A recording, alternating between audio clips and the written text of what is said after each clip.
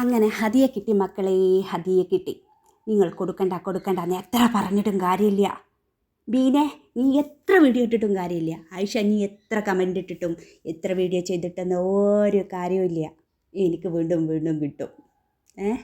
എത്ര വീഡിയോ ചെയ്താലും എൻ്റെ ഇക്കച്ചിമാരും എൻ്റെ ഇക്കാക്കന്മാരും എൻ്റെ ഇത്താത്തമാരും ഇക്കച്ചിമാരും ഒന്നും എന്നെ കൈവിടൂല. എല്ലാവരും എനിക്ക് ഹദിയ തന്നുകൊണ്ടേയിരിക്കും.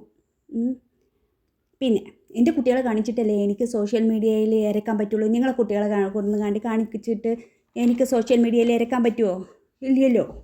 അപ്പോൾ അതൊക്കെ നിങ്ങളൊന്നും മനസ്സിലാക്കണം. പിന്നെ എൻ്റെ ഈ കഴുത്തിലെ ഈ നെക്ലേസ് കണ്ടോ? ഹദിയ കിട്ടിയതാ, ഹദിയ. ആരോടും പറയണ്ട. ഇന്നലെ ബാങ്കിൽ പോയിട്ട് പണയം വെച്ചതാ, വീട് പണിക്കൊക്കെ. അപ്പോൾ ഗൂഗിൾ പേയിൽ ബാക്കി പൈസ ഉണ്ടായിരുന്നു, അടുക്കളക്കൊക്കെ കൊടുത്ത് കഴിഞ്ഞിട്ട്. അപ്പോൾ അതുകൊണ്ട് പോയിട്ട് ബാങ്കിൽ നിന്ന് എടുത്തതാ. ആരോടും പറയണ്ട, ഹദിയ കിട്ടിയതാന്ന് പറഞ്ഞാൽ മതിട്ടോ എല്ലാവരോടും. നിങ്ങൾ ആരോടും പറയരുതേ ഇത് ഹദിയ കിട്ടിയതാ. ഓക്കെ, അപ്പം ഇനി കാര്യത്തേക്ക് വരാം. അപ്പോൾ നജില, ഈ ഫോട്ടോ എവിടെ നിന്നാണ് എങ്ങനെയാണ് എന്നൊക്കെ നിനക്ക് അറിയാൻ പറ്റുമല്ലോ. ഇതുപോലെ ഒരുപാട് തെളിവുകൾ ഇനിയുണ്ട്. ഓരോന്നായിട്ട് പുറത്ത് വന്നിരിക്കും.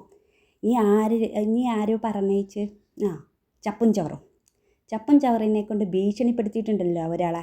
ഒരു ഭീഷണിപ്പെടുത്തി എന്നൊക്കെ കേട്ടല്ലോ, വധഭീഷണി.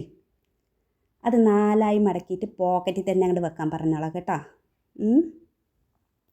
അപ്പോൾ വീണ്ടും വരാം ഇതുപോലെ തെളിവുമായിട്ട്.